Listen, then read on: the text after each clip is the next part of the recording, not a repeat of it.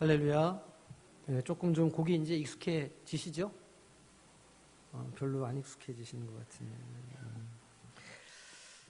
이제 호세아 11장 말씀을 오늘 이제 나누게 되는데, 이 11장 말씀은 그 아버지 하나님의 마음, 또 우리를 향하신 그 사랑의 고백이 굉장히 이렇게 자세하고 또 아주 절절하게 드러나 있는 본문이라고 할 수 있습니다. 아마 구약 성경 전체를 통틀어서 아버지의 마음을 이렇게 표현해 놓은 본문이 있을까 싶을 정도로 그 아버지의 마음을 참 이렇게 절절하게 아주 그 호소를 그렇게 담은 본문이라 할 수 있습니다.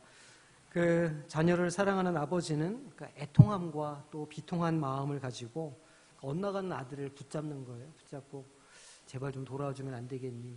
나에게 돌아오라. 이렇게 이제 간절히 호소를 하는 것이죠. 그냥 아버지가 아들에게 이렇게 편지를 써보신 적 있으신지 모르겠어요. 이렇게 편지를 써도 그 편지를 읽을 때 눈물이 좀 납니다. 아버지가 아들에게 쓴 편지를 읽을 때. 그런데 하나님께서 그 사랑하는 자녀들에게 그 백성들을 향해서 이 말하자면 눈물의 고백을 하고 계시는데 이 고백이 사실은 우리의 심령을 깨우고 우리의 마음을 이렇게 녹이는 그런 말씀이라는 것이죠. 오늘 이 본문의 말씀을 통해서 아버지 하나님의 마음을 다시 한번 경험하고 그 은혜에 깊이 취하는 시간이 되시기를 소망합니다. 먼저 1절 말씀을 보면 이스라엘이 어렸을 때에 내가 사랑하여 내 아들을 애굽에서 불러냈다. 이렇게 이제 말씀하고 계십니다. 하나님께서 이스라엘을 불러내셨는데 왜 그리고 언제 그들을 불러내셨는지를 말씀하고 계시죠. 이 개정판에는 본래 아들이었던 이를 불러냈다 이렇게 기록하고 있습니다. 내 아들을 불러내었다 이렇게 이야기를 하고 있지만 히브리어 원문에는 이 아들 앞에 전치사가 하나 붙어 있습니다. 그러니까 불러냈다라는 말에 전치사가 하나 붙어 있어서 내 아들로 불러냈다. 이제 이런 의미가 원문에는 더 강하게 이렇게 담겨 있습니다. 그러니까 사랑하기 때문에 내가 아들로 그들을 불러내었다. 이제 이런 의미가 여기에 담겨 있는 것이죠. 언제 부르셨다고 기록합니까? 어렸을 때. 이스라엘이 어렸을 때 그렇게 불러내셨다고 말하는 겁니다. 이제 우리 교회도 태어난 갓난쟁이들이 있는데 그 갓난쟁이들은 뭘 해도 이쁘죠? 오늘 조금 좀 튀르키예 그 지진 때문에 좀 마음들이 조금 좀 그러셔서 아마 그러실 거라고 제가 이해합니다. 그 갓난쟁이들을 보면 언제도 봐도 이렇게 이쁩니다. 그 뭐 하는 짓도 이쁘고 울어도 이쁘고 응가를 해도 이쁘고 뭘 해도 이쁜데 이제 3살 4살 되면 앞에 수식어가 붙죠. 죽이고 싶은, 뭐 없애고 싶은 이렇게 일이 붙긴 하지만 어쨌든 예쁜데 여기서 지금 어릴 때 불렀다는 것은 나이가 어린 아기 때 불렀다는 그런 의미가 아닙니다. 여기에서 이 어리다는 말은 어리석다 이런 뜻입니다. 귀엽지도 사랑스럽지도 예쁘지도 뭘 해도 밉상일 때 그렇게 연약하고 미련할 때 그들을 불러내셨다. 이제 그런 의미를 오늘 이 본문이 가지고 있는 것이죠. 하나님께서 우리를 언제 사랑하셨습니까? 우리에게 자격이나 능력이 있었을 때 사랑하셨을까요? 교회에 나왔을 때 사랑하시고 또 임직 받았을 때 사랑하시고 내가 무엇인가 하나님 앞에 좋은 것을 드렸을 때 우리를 사랑하시고 그렇게 하실까요? 하나님의 사랑은 그렇지 않습니다. 이 오늘날의 시대에는 그 내가 좀 가치 있는 존재로 이렇게 보여지고 여겨지려면 뭐가 좀 있어야 됩니다. 그죠? 이렇게 좀 집도 좀 이렇게 좀 살아야 뭔가 좀 인정받는 것처럼 그렇게 보이고 특히 남자들은 이제 자동차에 이렇게 좀 관심을 많이 갖게 되지 않습니까? 또 배기량이 좀 큰 차를 타야 어디 가서 이렇게 주차할 때 이렇게 뻣뻣하게 고개도 들고 나오고 우리 그 여자 동지들은 이제 뭐 옷이나 가방 이런 게 이제 그 말하자면 계급장 같은 게 되지 않습니까? 또 좋은 가방 신상품 나온 거 이렇게 조금 된 거 이렇게 들으면 괜히 내가 신상품이 된 것 마냥 그렇게 이제 자본주의에서는 사람의 가치를 그렇게 이제 평가하고 매긴다는 겁니다. 그러나 하나님 앞에서는 그렇지 않다는 것이죠. 제가 이제 어제 TV를 보다가 KBS에서 하는 부산에 관련된 다큐멘터리를 하나 제가 봤어요. 근데 여기 이제 85번 그 엘리네뜰에서 이렇게 오다 보면 오른쪽에 조그만 꽃가게랑 파스타 파는 집이 붙어 있는 거기 한 군데 있습니다. 근데 거기 그 두 사장님이 나와서 인터뷰를 하는 거예요. 이제 부산 분이지만 외부에 살다가 이제 영도에 들어와서 사시는 분들 인터뷰인데 이제 그런 얘기를 하더라고요. 10년 전에는 나 영도에 이사 간다 이렇게 하면 되게 측은하고 안쓰럽게 생각했다는 거예요. 아유, 영도까지 들어가냐 이렇게. 근데 최근에는 영도에 이사 간다 이렇게 얘기하면 영도 어디? 이렇게. 영도에 대한 인식이 많이 달라졌다 이제 이렇게 이야기를 하는 겁니다. 그러니까 조금 좀 영도에 사는 삶이 이제 조금 좀 사람들이 보기에 뭔가 좀 괜찮아 보이고 좀 멋져 보이는 시대가 됐다는 겁니다. 할렐루야.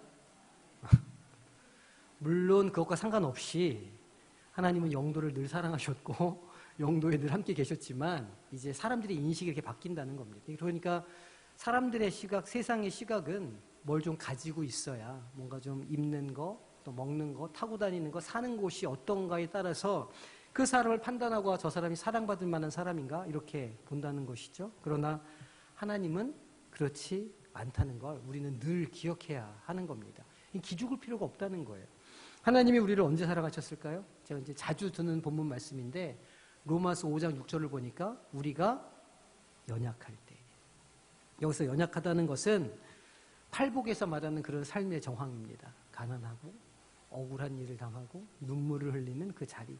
그런 자리에 있을 때 우리를 사랑해 주셔서 그리스도께서 우리를 위해서 죽어주셨다. 이렇게 이제 바울 사도가 이야기하죠. 또 5장 8절을 보면 이렇게 기록합니다. 우리가 아직 죄인 되었을 때에. 하나님께서 우리를 사랑해 주시는 것은 우리에게 있는 조건 때문에 우리를 택하시고 사랑하시는 게 아니라는 겁니다. 계속 몇 주간 지금 이제 이런 주제를 가지고 말씀을 나누고 있는데 우리가 하나님 앞에 떳떳하게 설 수 있고 하나님께서 사랑받는 존재로 우리를 삼아주시는 이유나 조건이 우리에게 있지 않다는 겁니다. 그러니까 이것을 우리가 진정으로 인정하고 내 스스로를 그렇게 보기 시작할 때 비로소 하나님께서 우리를 존귀하게 여기시는 마음이 어떤 것인지 또 내가 내 자신을 어떻게 존귀하게 여길 수 있는지를 우리가 발견하고 그런 존귀한 삶을 시작할 수 있게 된다는 것이죠.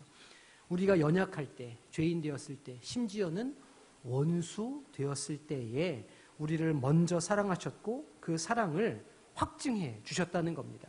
그 사랑을 어떻게 확증해 주셨을까요? 예수 그리스도를 대속제물로 보내주셔서 믿기만 하면 얼마든지 주님의 사랑으로 우리를 용서해 주시고 구원해 주시겠다고 하는 약속을 이미 해 주셨다는 겁니다. 하나님께서 이스라엘을 사랑하셔서 아들로 삼기 위해 부르셨다고 하는 오늘의 이 말씀은 인간관계에 빗대어서 하나님과 그 백성과의 관계를 설명하시고자 하는 시도라고 할 수 있습니다. 아들은 필연적으로 아버지를 닮아갈 수밖에 없습니다. 그죠? 생김새만 닮는 게 아닙니다. 제가 이제 가끔씩 이렇게 이제 할아버지와 손자들을 이렇게 보게 되면 걸음걸이도 똑같은 것을 가끔씩 볼 때가 있어요. 어느 할아버지, 어느 손자 같이 걸어가면 뒷모습, 걸음걸이, 그 분위기는, 풍기는 풍채까지 똑같은 거예요. 가르쳐 주지도 않았는데 참 무서운 일인 겁니다. 그러니까 그 아버지의 모습을 그 자녀들이 닮아 간다는 거예요. 필연적으로 아들은 아버지를 닮아갑니다. 그게 아버지들이 자신의 삶을 잘 살아야 하는 이유이기도 합니다. 아들이 만약 아버지를 닮기를 원한다면 그건 너무 자연스러운 순리여서 그냥 살면 됩니다. 그러면 자연스럽게 아버지를 닮아가게 되는 거예요. 그런데 만약 나는 아버지를 닮지 않겠다 이렇게 딱 결정하는 순간부터 굉장한 어려움이 생기기 시작합니다. 완전히 새로운 길을 가게 되는 것이죠. 그런 고통이 따른다는 겁니다. 그 아버지를 닮는 아들 이야기만 그렇겠습니까? 어머니를 닮아가고자 하는 딸도 마찬가지라고 할 수 있습니다. 아버지는 아들을 사랑합니다. 어떤 면에서 아들은 아버지의 또 다른 자아라, 분신이라 이렇게 말할 수 있을 겁니다. 아버지는 그의 아들에게 자신에게 부족했던 것, 자신이 어렸을 때 경험했던 결여나 부족함들이 자기의 아들에게는 없게 하기 위해서 최선의 노력을 다 하는 거예요. 아버지들한테는 로망이 다 있습니다. 예를 들면 캐치볼, 그러니까 이제 글러브 끼고 야구하는 이거 공을 던지는 캐치볼 있지 않습니까? 이게 로망이 있어요, 아버지들한테. 그래서 아들을 낳으면 애가 책 크기도 전에 글러브를 삽니다. 그래서 집에 딱 쟁여놨다가 이제 어느 정도 애가 크면 이제 그걸로 캐치볼을 하는 거예요. 저는 했을까요, 안 했을까요? 저도 물론 했습니다. 애가 초등학교 4학년 때인가 3학년 때인가 이제 캐치볼 하려고 글러브를 사가지고 이제 던졌는데, 그럼 뭐 애가 야구를 뭐 얼마나 해봤겠어요. 그래서 제가 던지는 공을 이렇게 받다가 얼굴에 이렇게 공을 맞아가지고 다시는 캐치볼을 안 합니다. 그 이후로. 이제 그런 일들이 벌어지는 거죠. 어쨌든 아버지는 아이를 키우면서 자기가 가지고 있는 아버지로서의 로망을 아들에게 다 풀어주기를 원하는 거예요. 예를 들면 아들과 목욕탕을 가는 거. 이게 별거 아닌 것 같지만 아버지에게는 이게 굉장히 중요한 인생의 어떤 순간이라는 것이죠. 그래서 처음에 아들을 데리고 목욕탕을 가는 날이 기억이 납니다.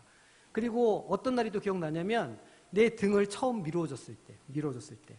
그 이제 초등학교 때 데려가면 그 조그만한 손으로 안 밀리잖아요. 근데 어느 순간 애가 이제 제 때를 밀어주기 시작하는 겁니다. 다 컸네. 이제 이렇게 느껴지는 거죠. 그 어린 아들에게는 반대로 이 아버지가 산처럼 막 느껴지는 겁니다. 아버지는 뭐든지 다 잘하시는 거예요. 뭐 척척 박사. 막 교회 뭐 망가지면 다 고치고, 뭐 문제가 생기면 다 이렇게 하고, 특히 이제 저희 집에서는 가끔씩 화장실이 막히면 그 아이들이 깜짝깜짝 놀랍니다. 막 세상이 무너지는 것처럼 막 소리를 지르고 막. 근데 제가 아버지가 딱 나타나가지고 변기를 확 뚫어버려요. 그러면 그 아버지로서의 그 존엄이 확 이렇게 화장실을 뚫음으로써 이렇게 쫙 올라갑니다. 저희 집에는 그 화장실을 뚫는 긴 그 철사가 항상 준비되어 있습니다. 뚫어야 되기 때문에. 어쨌든 아들은 아버지를 산과 같이 거대하게 느끼고, 나는 아버지처럼 돼야겠다, 이렇게 이제 생각하는 것 아닙니까? 그래서 아버지를 모방하고 흉내내면서 어른으로 성장을 한다는 것이죠. 하나님께서 이스라엘을 아들로 불러내셨다는 것은 그 이스라엘이 아버지 하나님을 따르고 그 모습을 닮아가게 하시고자 하는 목적을 갖고 계셨다는 의미입니다.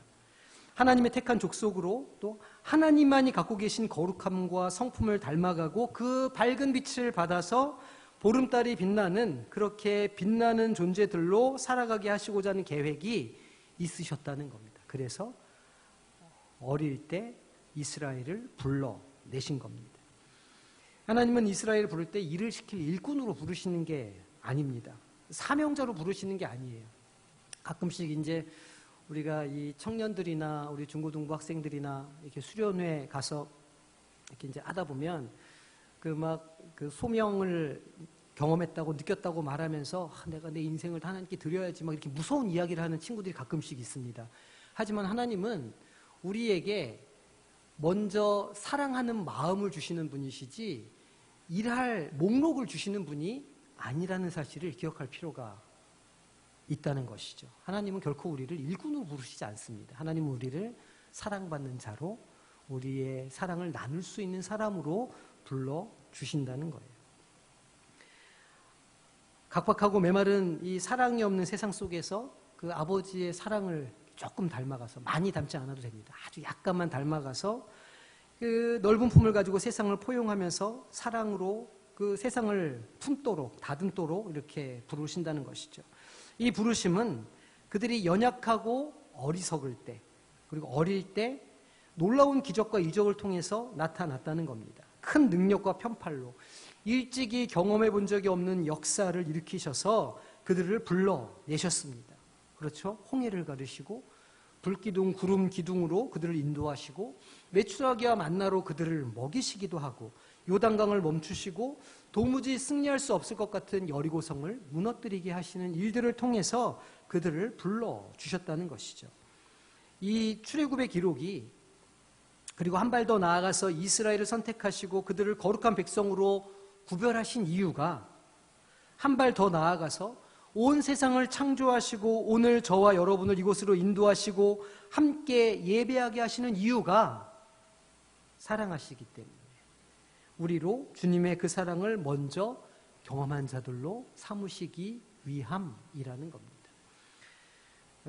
제가 언젠가 한번 얘기를 드린 적이 있는 것 같은데, 제가 이제 옛날 CCC를 좀 할 때 그 여자 지체 하나가 이제 그 단기 선교를 이제 다 갈 때가 돼서 어디로 가야 될지 기도를 하고 있었어요. 근데 이 친구가 너무너무 곤충을 싫어하는 친구였습니다. 막 바퀴벌레, 개미, 무슨 뭐 이런 하여간 그런 류를 너무너무 싫어해서 기도할 때마다 마음이 너무너무 막 불안하다는 거예요. 하나님이 나를 저기 아프리카 또 저기 밀림 많은 이런 동남아 이런 데 보내시면 난 어떡하나. 난 진짜 큰일 났다. 막 벌벌벌 떨면서 이렇게 그랬는데 그 친구가 결국은 어디를 가게 됐냐면 영국으로 이렇게 가게 됐습니다. 하나님께서 누군가에게 예를 들어서 선교사로 이렇게 부르신다 할 때, 예를 들어서 뭐 중국의 선교사로 부르신다고 할 때 그냥 바로 내가 너를 중국의 선교사로 부를게 이렇게 부르시는 게 아니라는 거예요.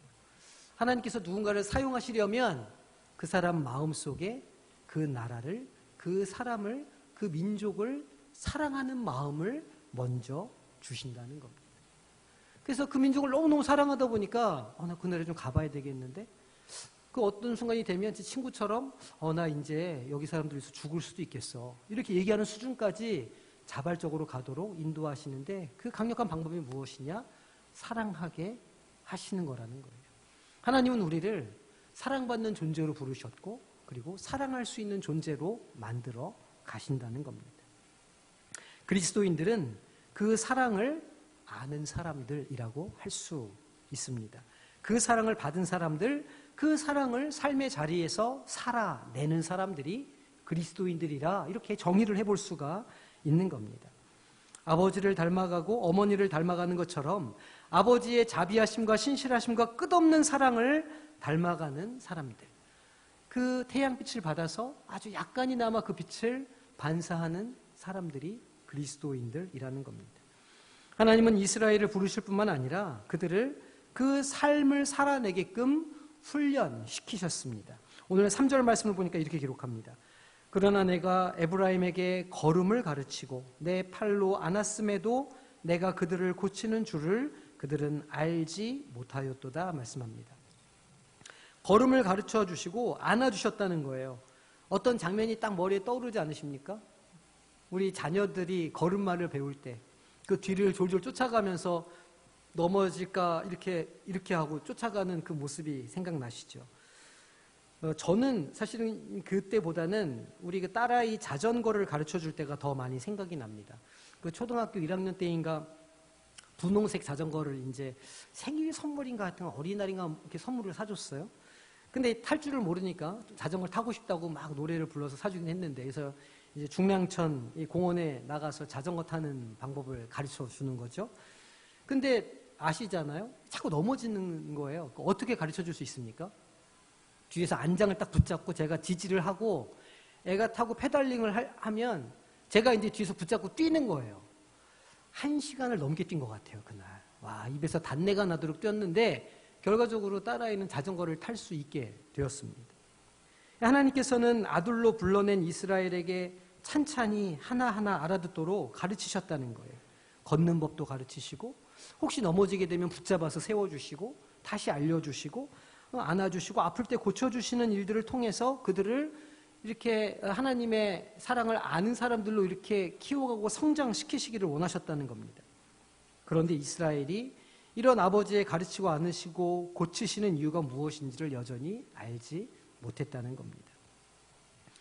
사실은 그들의 삶에 있는 고난과 고통을 통해서 배워야 하고 성장해야 했지만 전혀 그러지를 못했던 겁니다. 그저 삶에 있는 고통을 피하기만 급급했고 문제를 대면하지 않고 회피하기에 급급했다는 겁니다. 그냥 쉽게 편하게 살려고 하니까 문제들을 대면하지 않고 내버려 두니까 정서적으로 또 윤리적으로 전혀 잘할 수가 없는 것이죠. 정서적으로 어린아이와 같은 상태에 머물러 있었던 겁니다. 자기의 인생을 하나도 책임지지 못하는 상태. 여전히 누군가의 도움이 있어야만 살 수 있는 게으르다 못해서 자기 파괴적인 삶을 이 백성들이 살아가게 되었다는 것이죠. 본성을 쫓아서 앉고 싶고 눕고 싶고 자고 싶은 대로 그냥 그렇게 막 사는 겁니다. 그렇게 사는 인생이 어떻게 가치 있고 아름다운 삶이겠습니까? 그 본인에게 그게 즐거운 삶일까요? 그렇지 않습니다. 스스로를 통제하고 인내하고 무엇인가를 견디지 못하면 참아내고 무엇인가를 기대할 수 있는 힘이 없다면 그 인생은 결코 성장할 수도 건강해질 수도 없는 것이죠. 단 거, 대인저 이건지 모르고 그냥 막 먹으면 안 되는 겁니다. 여기에 필요한 게 절제고 인내라는 것이죠. 한 사람이 성숙한 사람인지 아닌지를 가늠할 수 있는 가늠자가 저 사람이 인내하는 사람인가? 저 사람이 절제할 줄 아는 사람인가? 이게 그 사람의 어떤 그 성숙도를 판단할 수 있는 기준이 될 수 있다는 겁니다. 하나님은 아들로 불러낸 이들이 그 삶에 이러한 성장의 열매가 맺히시기를 바라셨습니다. 오늘의 슬픔과 아픔을 참고 인내할 때 서서히 맺히게 되는 풍성한 은혜를 누리기를 원하셨다는 겁니다. 그게 걸음걸이를 가르치시는 이유였고 때로는 안아주시고 치유하시는 이유였지만 한 치 앞을 내다보지 못하는 이 미련한 자녀는 아버지도 이해하지 못했습니다. 때로는 침묵하시는 것 같고 시원하게 길을 열어주시는 것 같지도 않고 이래저래 답답하게 아버지가 느껴지는 것이죠. 걸음마를 가르쳐 주시는 게 불만일 수도 있는 겁니다. 내가 지금 뛸 수 있는데 왜 걸음마를 가르쳐 주셔? 그냥 은혜 주시면 그 은혜 누리면서 잘 살 수 있는데 왜 은혜를 안 주시지? 축복을 부어주시면 그 축복 받아서 더 하나님 나라에서 열심히 살 수 있을 것 같은데 왜 축복을 안 부어주시는 거야? 이렇게 불평하는 겁니다. 왜 자꾸 인내하라고 하고 왜 자꾸 참으라고 말씀하시는가? 이렇게 불만을 가질 수 있다는 겁니다. 그러면서 자기들에게 미치는 아버지의 관심과 사랑이 마치 멍에처럼 그렇게 여겨지고 그것이 부담스럽게 생각되기도 하는 겁니다. 집 나간 둘째 아들이 왜 나갔겠습니까? 아버지한테 재산을 달라고 그래서 그 아버지의 뭔가 관심이 아버지의 보호가 조금 지겨웠던 겁니다. 내가 혼자 살면 잘 살 수 있을 것 같은데 아버지보다 훨씬 멋있게 살 수 있을 것 같은데 그런 마음이 들어서 그가 나갔던 것이죠. 4절 말씀을 보십시오.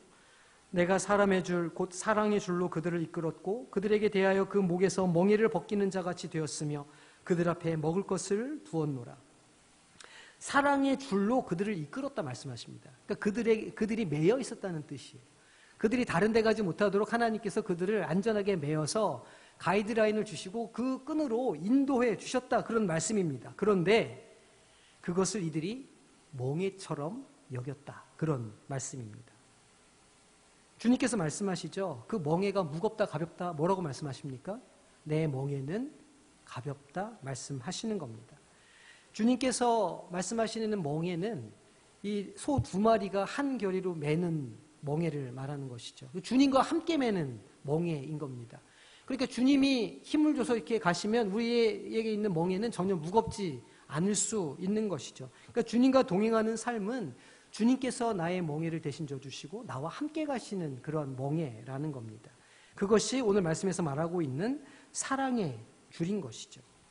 하지만 그것조차도 이들은 부담스러워하고 거부하는 겁니다.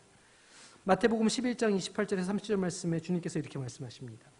수고하고 무거운 짐진 자들아 다 내게로 오라. 내가 너희를 쉬게 하리라. 나는 마음이 온유하고 겸손하니 나의 멍에를 메고 내게 배우라. 그리하면 너희 마음이 쉼을 얻으리니 이는 내 멍에는 쉽고 내 짐은 가벼움이라 하시니라. 아멘. 주님의 이 사랑의 줄은 애굽에서 노예의 삶이라고 하는 멍에를 벗겨내시기 위한 것이었습니다. 하지만 이스라엘은 어떻게 반응했을까요? 오늘 2절 말씀입니다. 선지자들이 그들을 부를수록 그들은 점점 멀리하고 바알들에게 제사하며 아로새긴 우상 앞에서 분향하였느니라. 하나님께서 그들을 부르시고 그들을 다독이시고 나와 함께 가자고 말씀하시고 그들을 인도하시려고 그렇게 애타게 그들을 찾으셨지만 그리고 그 음성을 선지자들을 통해서 들려주셨지만 호세아 선지자의 삶을 통해서 보여주셨지만 그들은 그 음성을 듣지 않고 보지 않고 하나님을 떠나갔다는 겁니다. 떠났을 뿐만 아니라 바알과 아로새긴 우상으로 가서 그것에 분향한다는 겁니다.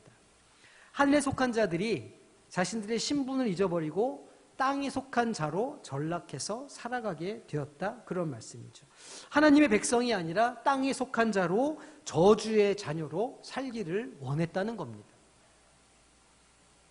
왜 그랬을까요? 이상하죠?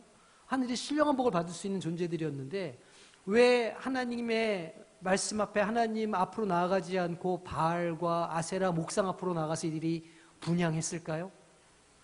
바알과 아세라가 이 땅에서의 부귀, 영화, 즐거움을 상징하는 것이기 때문입니다. 하늘에 속한 존재라는 사실을 잃어버리는 순간 우리의 삶의 목표는 이 땅으로, 땅바닥으로 훅 떨어지게 되겠죠. 이 땅에 있는 즐거움, 이 땅에 있는 기쁨, 이 땅에 있는 만족을 위해서 살아가기 시작하는 겁니다.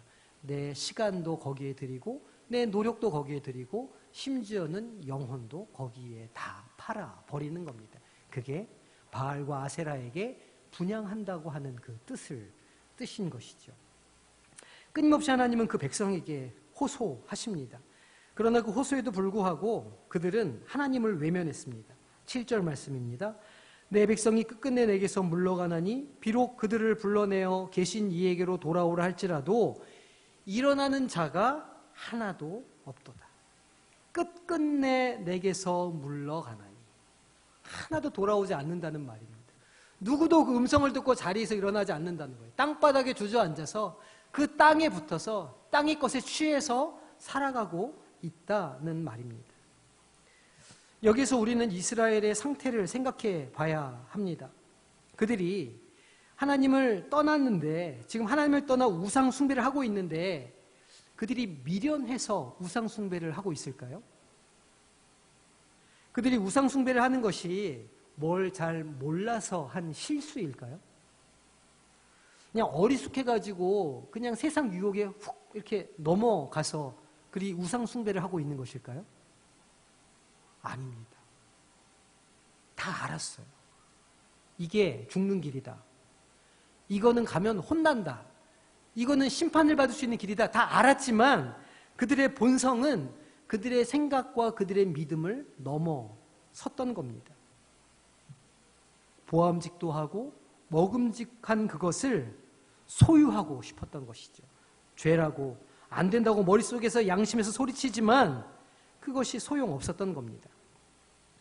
주위를 둘러보십시오. 여기를 둘러보라는 게 아니고 이렇게 한번 생각을 해보십시오. 우리 주변에 얼마나 도덕적으로 영적으로 이렇게 타락한 사람들이 많이 있습니까? 그들이 그것이 악한 것인지 모르고서 그것을 할까요? 아닙니다. 알면서 하는 겁니다. 그게 잘못되어 있다는 것을 알면서 바람을 피는 것이고 그게 잘못된 것이라는 걸 알면서 거짓말하고 도둑질하고 남을 욕하는 겁니다. 알면서 하는 거예요. 알면서 스스로 그런 선택을 하는 겁니다. 왜? 그렇게 할 때 더 쉽게 무엇인가를 얻을 수 있고 더 편하게 무엇인가를 이룰 수 있기 때문에 더 쉽게 나의 탐심을 이룰 수 있기 때문에 알면서 하는 겁니다. 그래서 거기에 심판이 있는 거예요. 모르고 하면 용서를 받을 수 있죠. 하지만 알면서 반복한다? 그것이 어떻게 용서받을 수 있는 죄가 될 수 있습니까? 5절 6절 말씀입니다. 그들은 애굽 땅으로 되돌아가지 못하겠거늘 내게 돌아오기를 싫어하니 아수르 사람이 그 임금이 될 것이라. 칼이 그들의 성읍들을 치며 빗장을 깨뜨려 없이 하리니 이는 그들의 계책으로 말미암음이니라. 애굽 땅으로 되돌아가지 못하겠거늘 내게 돌아오기를 싫어하니. 그러니까 이 사람들이 지금 애굽 땅으로, 그러니까 이스라엘 역사를 주님께서 지금 말씀하시는 거예요. 하나님께서 내가 애굽 땅에서 불러냈는데 이 백성들이 다시 애굽 땅으로 가고 싶어 한다는 겁니다. 그런데 애굽으로 돌아가지 못하니 하나님께는 돌아오지 않고 그러면 아수르에게 가라. 이렇게 지금 말씀하고 계시는 것이죠. 기억해 보시면 가데스 바네아 그 가나안을 코앞에 두고 10명의 정탐꾼의 보고를 받는 겁니다. 이스라엘 백성들이 40일간 정탐꾼들이 정탐하고 돌아왔는데 이 10명의 정탐꾼들이 먼저 굿뉴스를 전해주죠. 굿뉴스, 배드뉴스. 굿뉴스 먼저 들을래? 예. 굿뉴스가 뭡니까? 야, 그 땅 가봤더니 진짜 젖과 꿀이 흐르는 땅이다. 열매들이 막 너무너무 잘 맺히고 땅이 비옥해가지고 너무너무 좋은 땅이다. 와, 진짜 하나님 약속하신 땅이 맞다. 나쁜 소식은 뭐예요? 근데 그 땅에 이미 주인들이 있어요. 거인 같아요. 우리는 거기에 비하면 메뚜기처럼 우리는 연약한 존재들입니다. 이 이야기를 들은 이스라엘 백성들이 어떻게 했습니까?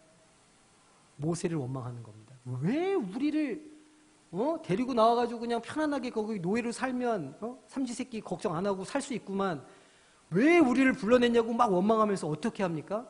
모세 말고 다른 지도자 세우자. 우리 애굽으로 다시 돌아가자. 이렇게 말하는 겁니다. 그들의 선조도 그리고 호세아 시대의 백성들도 영적으로는 한 걸음도 성장하지 못했던 겁니다. 애굽의 포로로 돌아갈 수 없다면 아수르의 포로가 되게 해주겠노라 주님께서 지금 말씀하고 계시는 겁니다. 이게 니네가 포로가 될 거야 라고 말씀하시는 걸까요? 아닙니다. 탄식하시는 것이죠. 어쩜 이럴 수가 있느냐 너희들이. 8절 말씀을 보세요. 에브라임이여 내가 어찌 너를 놓겠느냐. 이스라엘이여 내가 어찌 너를 버리겠느냐. 내가 어찌 너를 아드마같이 놓겠느냐. 어찌 너를 스보임같이 두겠느냐.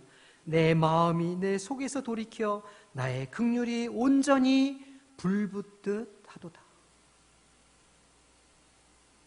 하나님은 그들에게 분노하시고 질투의 불이 막 활활 타올라서 진노하시는데 바로 그 자리에서 그 마음의 측은함과 긍휼함이 찾아오시는 겁니다. 그래도 내 사랑하는 백성, 내 자녀들인데 내가 이들을 어떻게 심판할 수 있을 것인가? 내가 에브라임을 어떻게 잊을까? 그들을 버릴까? 어떻게 포기할까? 이 부모의 마음 아닙니까? 여기서 아드마와 스보임은 소돔과 고모라와 함께 멸망한 도시들입니다. 그러니까 에브라임, 이스라엘이 하는 행동이 소돔과 고모라가 심판받을 때와 크게 다르지 않았다는 그런 말씀인 것이죠. 하나님이 만약 우상들과 같았다면 당장에 진멸될 인생들이었다는 겁니다. 하지만 하나님은 우상이 아니기에 그들을 향한 애타는 사랑과 호소가 계속 넘치시는 겁니다. 내 마음이 내 속에서 돌이켜. 그래도 내 자녀인데, 그래도 내 사랑하는 이들인데 이들을 어찌 내가 포기하겠는가? 내가 이들을 끝까지 사랑해야지 내가 어떻게 이들을 버리겠는가 하는 주님의 마음을 우리가 볼 수 있는 것이죠. 나의 긍휼이 온전히 불붙듯 하도다. 오늘 우리의 모습을 한번 생각해 보시기를 바랍니다. 우리 모두 하나님 앞에서 얼마나 온전한 모습일까요? 하나님께서 영광 받으실 만한 삶의 모습을 우리가 가지고 있습니까? 세상과 엄연히 구분되어서 거룩한 존재라 그렇게 스스로 자신할 수 있으십니까? 주님 앞에 나오면 우리의 수치가 드러나고 미련함과 어리석음이 드러나서 민망하고 낯이 뜨뜻해지지는 않으십니까? 만일 이 주님의 긍휼한 마음이 없다면, 주님께서 우리를 보실 때에 그 마음속에 긍휼의 마음이 생기지 않으신다면, 주님이 우리를 사랑하시는 그 사랑이 없다면 우리는 사망의 그늘에 앉아서 슬피 울며 이를 가는 존재일 따름인 겁니다. 9절 말씀입니다. 내가 나의 맹렬한 진노를 나타내지 아니하며 내가 다시는 에브라임을 멸하지 아니하리니 이는 내가 하나님이요 사람이 아님이라. 내 가운데 있는 거룩한 이니 진노함으로 내게 임하지 아니하리라. 지금 하나님께서 이런 그 참 배역하고 말을 듣지 않는 그 한없이 끝없이 가는 이 자녀들을 향한 그들을 돌이키기 위한 해법이 무엇입니까? 이 이스라엘을 어떻게 하신다고 말씀하실까요? 다시는 에브라임을 멸하지 않겠다. 왜냐하면 나는 사람이 아니라 하나님이기 때문이다. 내가 하나님으로 살 수 있는 일을 내가 하겠다 말씀하시는 겁니다.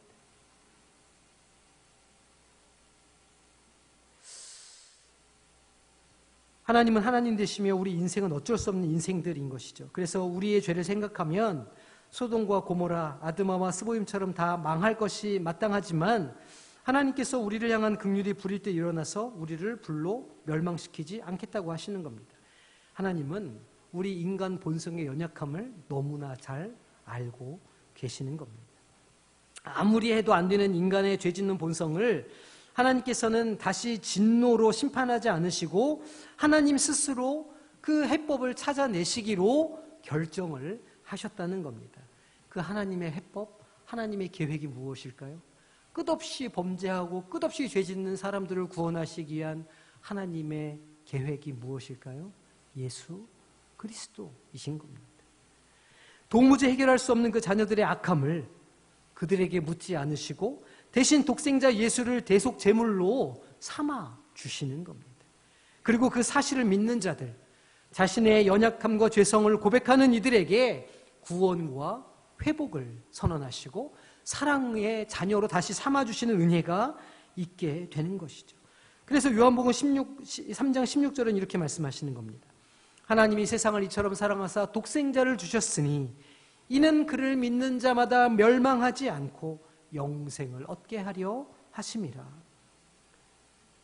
17절 18절은 이렇게 기록합니다. 하나님이 그 아들을 세상에 보내신 것은 세상을 심판하려 하심이 아니요 그로 말미암아 세상이 구원을 받게 하려 하심이라. 그를 믿는 자는 심판을 받지 아니하는 것이요 믿지 아니하는 자는 하나님의 독생자의 이름을 믿지 아니하므로 벌써 심판을 받은 것이니라 말씀합니다. 예수 그리스도의 그 이름을 믿는 자들에게는 하나님의 심판이 비껴 간다는 겁니다. 하나님의 진노가 긍휼로 바뀐다는 겁니다. 그 모든 우리의 책임과 우리의 죄악과 그로 인한 결과를 하나님께서 예수 그리스도에게 지우시고 대속 제물로 그 우리의 죄를 씻어 주시겠다 말씀하시는 겁니다. 이 사실을 믿는 자들, 예수 그리스도를 통해서 아버지께로 나아가는 자들은 하나님께서 다시 용납하시고 받아 주신다는 겁니다. 오늘 본문 10절 11절 말씀입니다. 그들은 사자처럼 소리를 내시는 여호와를 따를 것이라. 여호와께서 소리를 내시면 자손들이 서쪽으로부터 떨며 오되 그들은 애굽에서부터 새같이 아수르에서부터 비둘기같이 떨며 오리니 내가 그들을 그들의 집에 머물게 하리라. 나 여호와의 말이니라. 아멘. 사자처럼 소리를 내실 때 여호와께서 소리를 이렇게 내시면 그 흩어졌던 자손들이 다시 돌아오게 될 것이라 그 말씀입니다. 사자처럼 소리를 낸다는 것, 즉 예수 그리스도의 복음이 전파되는 것을 말씀하고 계시는 겁니다. 유다의 사자 예수 그리스도를 상징하기 때문입니다. 이스라엘의 불순종을 전부 하나님께서 담당하시고 난 뒤에 하나님은 잡혀가 있는 그의 백성들을 큰 소리로 부르시는 것이죠. 돌아오라, 너의 죄가 사하여졌다. 이것이 무엇입니까? 복음인 겁니다. 하나님의 복음은 너무 크고 거대해서 누구든지 다 들을 수 있다는 겁니다. 사자의 울부짖음은 대지를 뒤덮습니다. 애굽에서도 아수르에서도 그 소리를 듣고 떨며 돌아와서 자기 집에 거하게 될 거라는 말입니다. 자기 집이 어디입니까? 하나님의 약속의 땅 가나안을 말하는 것이죠. 즉 하나님의 자녀로 그 신분이 회복되고 자녀의 권리를 얻을 수 있다는 것을 말씀하는 겁니다. 오늘 우리 모두는 이 큰 소리를 듣고 떨며 하나님께로 돌아온 자들인 줄로 믿습니다. 하지만 하나님께서는 우리가 옛 이스라엘처럼 행하는 것을 원하지 않으시죠. 우리가 날마다 하나님을 두려워하고 하나님 앞에 떨며 나오기를 원하십니다. 거부할 수 없는 그 위험 앞에 우리가 두렵고 떨리는 마음으로 나오고 그리고 그 영광스러운 거룩의 걸음마, 그러나 주님과 동행하는 걸음마를 배우기를 원하신다는 겁니다. 왜 하나님께서 우리에게 달리기부터 가르치지 않으실까요? 우리는 충분히 성인이고 잘할 수 있을 것 같은데 왜 하나님께서 우리에게 단 한 번의 축복을 부어주지 않으십니까? 왜 로또에 금방 딱 이렇게 당첨되게 하셔서 우리가 갖고 있는 재정적인 문제를 해결되도록 하지 않으실까요? 우리의 본성을 잘 아시기 때문입니다. 결코 우리는 그것을 감당할 수 있는 자세가 준비가 되어 있지 않기 때문입니다. 생각해 보십시오. 갑자기 주어지는 축복이 축복일까요? 준비되어 있지 않은 자에게 들어오는 그 재물들이 그것이 그에게 축복이 되겠습니까? 한번 살펴보십시오. 로또 복권에 당첨된 자들의 95% 이상의 삶이 그 이전보다 더 못해진다고 하는 그 연구 결과들이 나와 있습니다. 결코 그냥 주어진 것을 그대로 소유하고 그것을 갖고 갈 수 있는 능력이 우리에게 없다는 것이죠.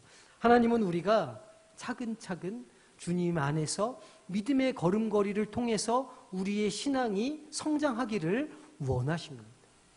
그것은 지난하고 재미없는 과정일 수도 있습니다.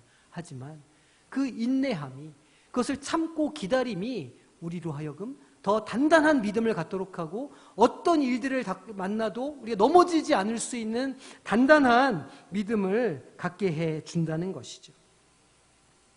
그래서 하나님은 오늘도 일하십니다. 우리가 놀 때, 우리가 하나님을 보지 않을 때에도 하나님은 우리를 위해서 일하고 계십니다. 시편 121편 4절에 이렇게 고백합니다. 이스라엘을 지키시는 이는 졸지도 아니하시고 주무시지도 아니하시리로다. 우리를 지키시는 하나님은 우리를 눈동자와 같이 지켜보시고 우리의 삶과 동행하시며 우리의 걸음걸이를 지켜보고 계신다는 겁니다.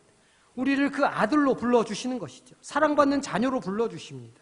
존귀한 자라고 불러주시는 것이죠. 그리고 그 빛을 담고 그 빛을 비추라 말씀하십니다.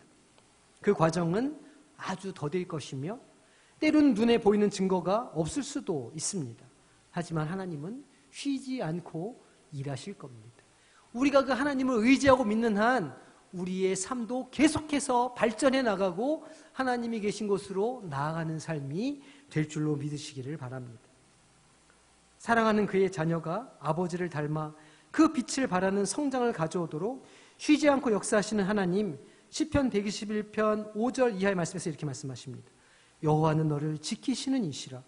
여호와께서 내 오른쪽에서 내 그늘이 되시나니 낮에 해가 너를 상하게 하지 아니하며 밤의 달도 너를 해치지 아니하리로다. 여호와께서 너를 지켜 모든 환난을 면하게 하시며 또 내 영혼을 지키시리로다. 여호와께서 너의 출입을 지금부터 영원까지 지키시리로다. 아멘. 이 아버지의 사랑을 의지하여 실망을 딛고 절망을 넘어서고 좌절을 극복하여서 다시 하나님 앞에 예배자로 살아가기를 결단하고 다짐하는 성도님들이 되시기를 바랍니다. 신앙 성장의 왕도가 있는 게 아닙니다. 우리가 어떻게 하나님을 닮아가고 하나님의 빛을 발하는 사람들이 되겠습니까? 매일매일 눈에 보이지는 않지만 우리를 지키고 보호하신 하나님을 의지하고 주님 안에서 우리의 신앙생활을 차근차근 해나갈 때, 매일매일의 삶에서 주님과 동행하기를 결단하고 말씀을 읽고 신앙의 오솔길을 내어갈 때, 그때 우리의 신앙이 자라나고 조금씩 주님의 빛을 비추는 인생이 될 수 있는 줄로 믿으시기를 바랍니다. 그래서 하늘에 뜬 보름달처럼 하나님의 빛을 온 열방 가운데 다시 반사하는 우리 복된 보름달들 되시기를 주님의 이름으로 축원합니다. 기도하겠습니다. 하나님 아버지, 오늘 주님의 사랑, 아버지의 그 사랑이 어떠한가를 다시 한번 우리가 보게 됩니다. 한없이 죄를 짓고 아버지를 떠나 멀리 가는 인생들이지만, 그러나 주님께서는 우리를 끝까지 지켜보아하시고 졸지도 주무시지도 아니하시며 우리의 삶 가운데 동행하시는 분이심을 다시 한번 고백합니다. 이 아버지를 의지하고 그 사랑 안에 거하며 우리도 우리의 삶을 최선을 다해서 살아갈 수 있도록 주님 함께하여 주시옵소서. 아버지는 특별히 저 튀르키예 또 시리아 많은 아버지 사람들이 지진으로 인하여서 어려움을 당하고 또 많은 이들이 생명을 잃었습니다. 주님, 저 고통과 괴로움 가운데 함께하여 주시고 저 가운데 성령으로 임재하여 주셔서 그 연약함들을 주님 치료하여 주시고 위로하여 주시며 더 큰 피해가 나지 않도록 주님께서 눈동자와 같이 지켜 보호하여 주시옵소서. 우리는 이 일들의 이유와 원인을 알지 못하오나 그런 하나님, 이 일을 통하여서 우리가 더욱더 기도의 자리에 서게 하여 주시고 그들을 위한 아버지 안에 눈물을 흘릴 수 있도록 주님께서 우리의 마음을 주장하여 주시옵소서. 예수님의 이름으로 기도하옵나이다. 아멘.